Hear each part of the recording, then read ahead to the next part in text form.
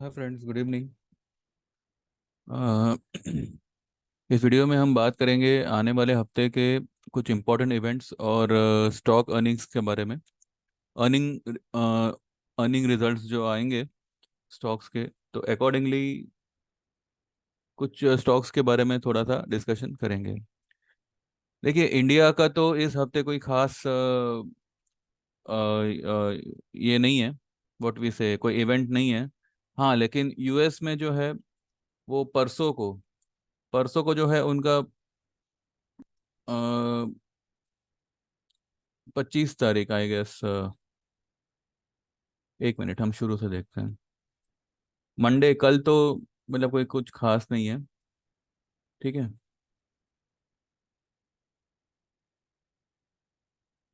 Housing data आएगा US का।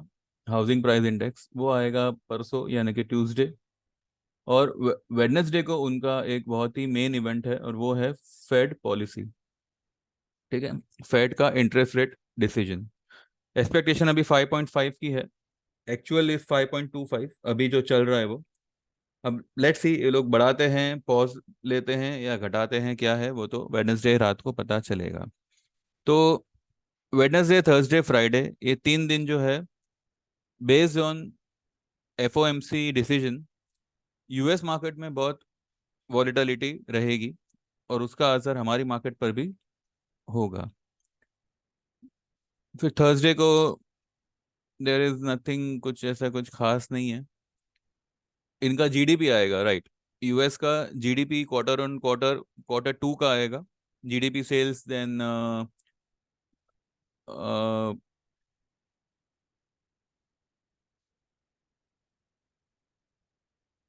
Jobless data जो उनका एवरी वीक आता है वो सब आएगा। बस इतना ही है, नथिंग एल्स। ठीक है। इंडिया का तो कोई खास है नहीं। हाँ, लेकिन इंडिया में अर्निंग रिपोर्ट्स आएंगी। अर्निंग जो स्टॉक्स की जो क्वार्टरली अर्निंग है वो आएगी, जिसमें हमारे कुछ स्टॉक्स शामिल है, इसलिए मुझे लगा कि एक आपको एक आइडिया जैसा दे देना चाहिए। तो जैसे जैसे अर्निंग हमें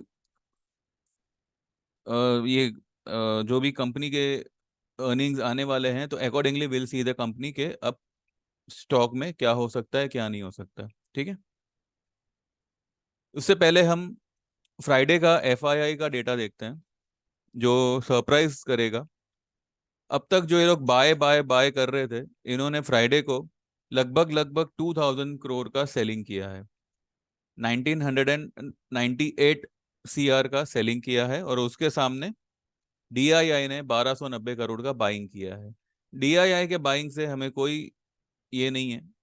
ये जो पूरी रैली करी है वो एफआईआई ने करी है, एंड एक ही दिन में उन्होंने 1998 सीआर का सेलिंग किया। दिस इज समथिंग मार्केट आसानी से डाइजेस्ट नहीं करेगा। ठीक है। हाई। तो आज जो है वो इंद्रप्रस्थ गैस का रिजल्ट आ गया और उसमें हमारा मतलब फिलहाल कोई व्यू नहीं है। टाटा स्टील का 24 तारीख को रिजल्ट आएगा, वो है मंडे। तो आइए देखते हैं टाटा स्टील फिलहाल क्या लग रहा है।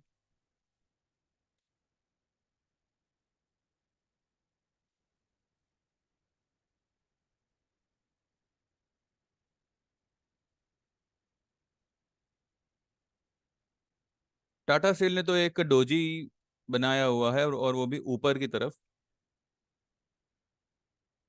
ये स्टॉक ये स्टॉक में मुझे लगता है कि बाय ऑन डिप्स करनी चाहिए। ये जो है आपको 120 का लेवल, जैसे जैसे 120 का लेवल आपको दिखा सकता है। नीचे में अगर आपको स्टॉप लॉस रखना है तो आप फ्राइडे वाली लो का ही स्टॉप लॉस रखिएगा, या फिर ये वाला स्टॉप लॉस रखिएगा 114 का। ठीक है। 100 114, हाँ, 114 का आप स्टॉप लॉस इसमें रख रख के you can go long in Tata steel. SBI card. SBI card मैंने वैसे दिया तो नहीं है आपको, लेकिन फिर भी देख लेते हैं। अगर स्टॉक मानो ओवर सोल्ड है और अगर उसमें कुछ पोजीशन बना सकते हैं तो we can think of it. SBI card में फिलहाल तो कोई व्यू नहीं है, because this is something which is going sideways. SBI card में कोई व्यू नहीं है। देन एसआरएफ, यस एसआरएफ, जो मैंने आपको पहले भी रेकमेंड किया हुआ है। एसआरएफ का रिजल्ट मुझे लगता है पॉजिटिव आएगा और बहुत ही अच्छा आएगा। तो एसआरएफ में अगर स्टॉक आपको डिप दे, यानी कि मानो 2 दिन थोड़ा सा नेगेटिव रहे, 2150 के आसपास अगर ये फिर आता है, आप इसमें लॉन्ग होइएगा। इसका टारगेट वही होगा 2400 के अराउंड या 2400 के प्लस, 2400 के पार। ठीक है। अगर स्टॉक थोड़ा बहुत वॉलेटाइल होता है तो 2150 तक ये स्टॉक मेरे ख्याल से आ सकता है नीचे। तो वहां पर जो है आप उसको फिर से एक्यूमुलेट करिएगा, भले 10 शेयर लेके करो, 20 शेयर लेके करो। एसआरएफ बाय ऑन डिप्स होगा, बिकॉज ये वीकली बेसिस भी काफी ओवरसोल्ड है। और इसने जो है अपनी नेगेटिव रिजल्ट को पूरा ये किया हुआ है, व्हाट वी से, वर्ड क्या है वो, फैक्टरिंग किया हुआ है। ठीक है। नेगेटिव रिजल्ट को पूरा का पूरा इसने फैक्टरिंग किया हुआ है। देखिए ये स्टॉक यहाँ से गिरा है, 2636 की हाई बना के ये स्टॉक आया है 2154 पे, यानी कि लगभग लगभग 500 साढ़े 500 पॉइंट ऊपर ऊपर से गिरा है। तो ये लगता है यहाँ से फिर एक अच्छी खासी तेजी करेगा। अगर इसने अगर मंदी करी तो ज्यादा से ज्यादा ये 2150 के आसपास या मे बी और 10-15 पॉइंट नीचे जाके वहां से ये स्टॉक बाउंस ही देगा। तो इसमें वही आपको 2150 के आसपास अगर आता है, you can go long in SRF. ठीक है।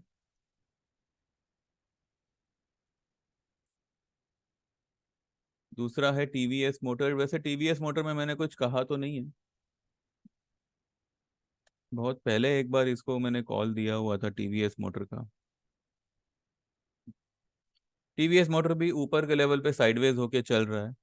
तो इसका रिजल्ट ही डिपेंड करेगा, ये मतलब पॉजिटिव होगा या नेगेटिव होगा। No view in TVS motor. Banking stock में कोई व्यू नहीं है। एसीसी, एसीसी, एसीसी का तो रिजल्ट आई गेस आ चुका है, पता नहीं, चलो देख ही लेते हैं।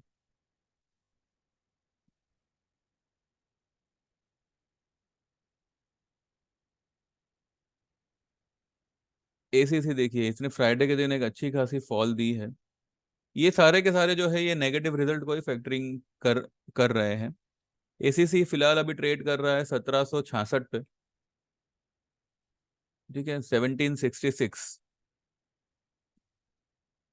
अगर ये स्टॉक आपको 1700 के आसपास मिले, फिर भले 1720 पे मिले या 1710 पे मिले, 1725 के आसपास मिले, तभी आप इसमें लॉन्ग पोजीशन बनाइएगा। उससे पहले नहीं। 1700 1720 के आसपास अगर ये स्टॉक मिले, then go long in ACC.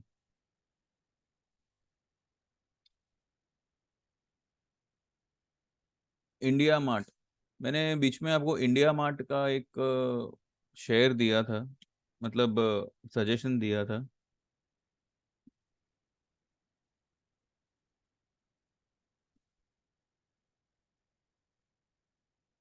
India mart में एक पॉजिटिव रिजल्ट की मेरे ख्याल से फैक्टरिंग हो चुकी है। अगर रिजल्ट वाकई में पॉजिटिव आया तो ये स्टॉक एक और ऊपर निकल जाएगा। वैसे भी इंडिया मार्ट अभी जो है 3335 की हाई बना के इसने क्लोजिंग करी है 3151 पे, यानी कि लगभग लगभग 200 पॉइंट नीचे उतरा हुआ है। फ्राइडे की ये देखिए, ये फ्राइडे का इसका डेली चार्ट है। This is this is confusing chart. ये इंडिया मार्ट में कोई व्यू नहीं है।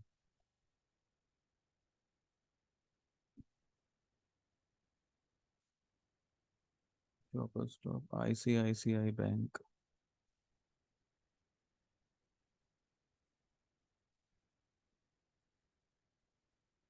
आईसीआईसीआई बैंक का जो रिजल्ट आया है वो भले पॉजिटिव आया है, लेकिन बैंक निफ्टी कुछ और ही खेल खेलना पसंद करेगा। तो अगर आईसीआईसीआई कल आपको जो है, अगर हाई पे खुलता है, ऑब्वियसली वो हाई पे ही खुलेगा, 2-3% तो हाई पे खुलेगा, तो आप जो है 1045 मैंने फिलहाल बोला हुआ है कि अगर 5% भी अगर हाई खुलता है तो 1045 का उसका लेवल बन सकता है। तो वहां पर जो है आप उसको शॉर्ट कर कर सकते हो। अगर कल आईसीआईसीआई टॉप पे भी खुलता है लेकिन वो बंद होते होते या तो फ्लैट हो जाएगा या तो नेगेटिव हो जाएगा, ऐसा मैं मुझे लगता है। ठीक है।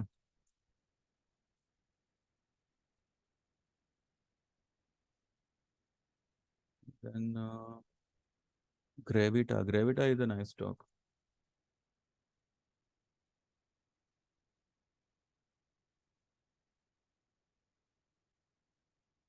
ग्रेविटा फिलहाल ऊपर के लेवल पे एक फ्लैग पैटर्न बना रहा है।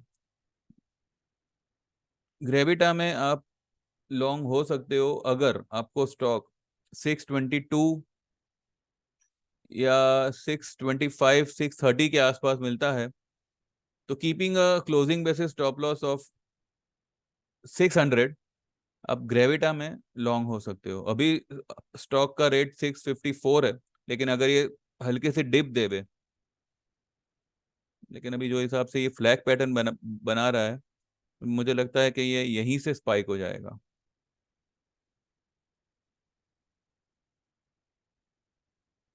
देखते हैं, फिलहाल साइड में रखते हैं इसको।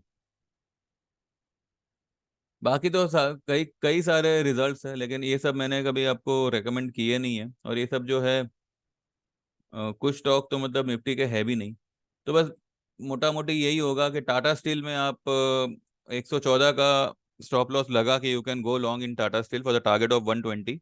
एसबीआई कार्ड में कोई व्यू नहीं है, और एसआरएफ में जो है 2150 का लेवल अगर आता है तो आप उसमें, और ये सब जो है आप डिलीवरी में बाय करिएगा, एफएनओ में नहीं। ठीक है। तो बस यही एक छोटा सा अपडेट था। इसके अलावा तो मार्केट तो मतलब अभी बैरिशनेस ही मुझे लगता है दिखाना चाहिए, क्योंकि रिलायंस का भी रिजल्ट कुछ खास नहीं आया, लेकिन पीपल आर बेटिंग के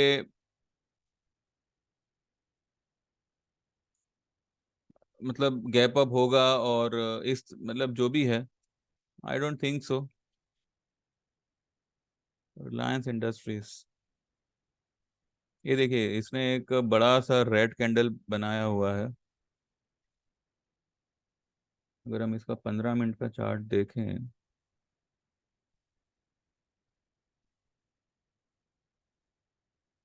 रिलायंस वैसे भी एक न्यूज बेस्ड आइटम है, जब भी देखो ये कंट्रोवर्सी में रहता है। तो आई डोंट थिंक तो इसमें आपको कुछ भले मैं शुरू में रिलायंस रिलायंस बहुत करता था, but this is the most under performed stock. अब क्योंकि उसका स्प्लिटिंग होना था, इस वजह से जो है स्टॉक को इतना बड़ा रैली करवाया गया। अदरवाइज तो ऐसा कुछ कोई खास ऐसी कोई इन्फॉर्मेशन आई नहीं है रिलायंस में, कि जिस वजह से जो है यहाँ से 2263 से रिलायंस कुछ ही दिनों में सीधा आ गया 2630। ऐसे 400 450 पॉइंट बढ़ने का ऐसा कोई कारण मुझे दिख नहीं रहा है। ठीक है। तो आप बस हमारे दिए हुए स्टॉक पे थोड़ा सा फोकस रखिएगा। दालमिया भारत, जो मैंने आपको कल ही फ्राइडे के दिन ही मैंने बंद होते होते रेकमेंड किया था। ठीक है।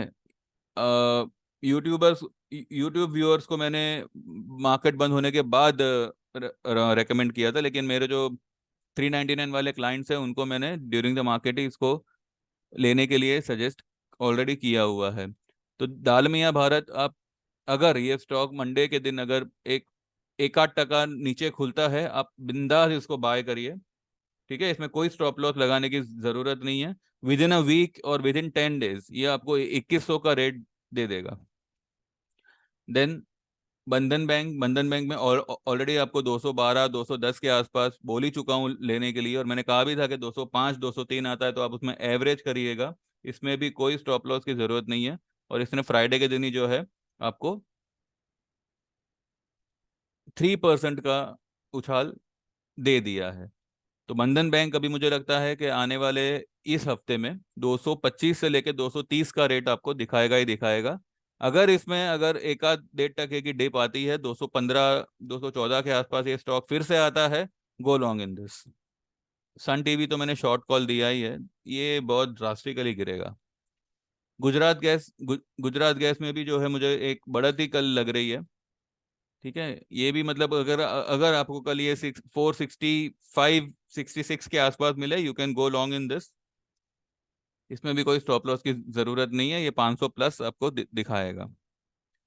अभी देखिए, जो भी मार्केट में गिरावट आएगी वो इंडेक्स में ज्यादा आएगी, ना कि ये सब स्टॉक्स में, क्योंकि ये सब स्टॉक्स ऑलरेडी गिरे हुए हैं। तो इसमें एक आपको 10-20% की पहले उछाल आएगी, उसके बाद ये सब स्टॉक्स भी जो है नेगेटिव होंगे। लेकिन अभी फिलहाल ये सब स्टॉक्स में आप बने बने रहिए, निफ्टी का चाहे जो हो, ये स्टॉक्स आपको जो मैंने आपको टारगेट दिया है वो आपको दे देंगे। पीवीआर 1450 अगर आवे तभी आप उसमें बाय करिएगा अभी, अदरवाइज ये स्टॉक को रैली करने दीजिए।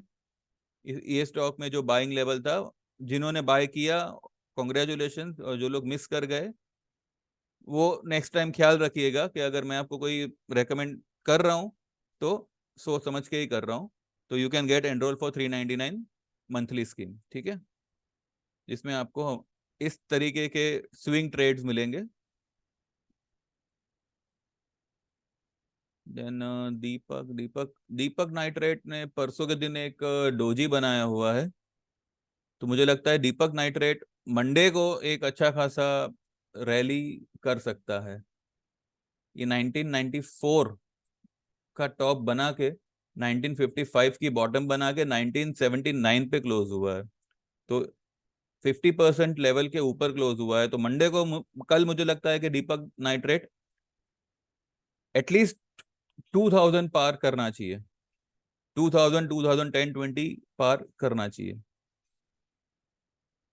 ठीक है, आरती आरती इंडस्ट्रीज का भी जो है बाइंग यहाँ पर सजेस्ट हुआ था 448 पे, अभी ये भी जो है अपने टारगेट की तरफ ही है, तो ये भी अपने हिसाब से ही रैली करेगा। बस हमारे लिस्ट में से सिर्फ एसआरएफ का रिजल्ट है, वो कल है। तो ये अगर आपको रिजल्ट के पहले अगर ये कोई डिप देता है, you can go long in this. ठीक है, इसका रिजल्ट अच्छा आएगा और मुझे लगता है कि ये कल ही बहुत अच्छी खासी रैली करेगा। चलिए, बाकी जो भी होगा कल देखेंगे। अभी तो फिलहाल जो गिफ्ट निफ्टी है वो 19761 पे है, तो लेट्स सी कल मार्केट कहाँ कहाँ खुलता है। हाँ, पर निफ्टी में इतना है कि कोई भी पोजीशन को आप पकड़ के मत रहिएगा। अगर कल आपको 100-150 पॉइंट गैप डाउन खुले, तो जिन्होंने थर्सडे या फ्राइडे को शॉर्ट किया है वो लोग एक बार कवर करिएगा। फिर जरा सा ऊपर आता है 100-125 पॉइंट, फिर आप शॉर्ट मारिएगा। बस पकड़ के मत बैठिएगा कि अभी हम मार्केट वन साइड ही नीचे जाएगा। ये वन साइड ही जाएगा नीचे, लेकिन क्लोजिंग बेसिस। दिन में आपको कई सारे डिप और बाउंस देगा, तो वो आप डिप और बाउंस का थोड़ा सा बेनिफिट लीजिए। ठीक है, कल अगर 700 के आसपास खुले या 650 के आसपास निफ्टी अगर खुलता है, तो थर्सडे फ्राइडे वाली जो भी शॉर्ट है उसको आप एक बार कवर करिएगा। और जो लोग ने पुट्स ली पुट्स लेके रखी हुई है, तो उनको भी अगर 50-100 रुपए का अगर आपको आपके भाव से बेनिफिट मिल रहा है, सिर्फ उतनी पोजीशन बुक करिए जितनी कि आपने एवरेज की है। मैं सब पोजीशन पूरी पोजीशन बुक करने नहीं बोल रहा हूँ। अगर आपने पहले के जो आपने 19,000 की पुट दिसंबर की ली है, मानो किसी ने 500 पे ली है, तो 500 वाली जैसी है वैसे ही रहने दीजिए। अगर किसी ने अभी 250 पे ली है, उसका अगर रेट 350 हो रहा है, तो वो आप बुक कर लीजिए। फिर से वो 300 पे आया, 280 पे आया, देन फिर से बाय करिए। ठीक है, इस तरीके से जो है आपका एवरेज भी नीचे आएगा और आपका प्रॉफिट धीरे धीरे धीरे धीरे बुक होता रहेगा। ठीक है, चलिए, बस अभी ज्यादा लंबा चौड़ा नहीं मैं खींचता। अभी जो भी होगा कल मिलेंगे, कल बात करेंगे। ठीक है, चलिए, thank you very much, have a nice time, trade well, and think of joining trading tips at 399 and subscribe my channel, that is more important. चलो, thank you very much, bye bye.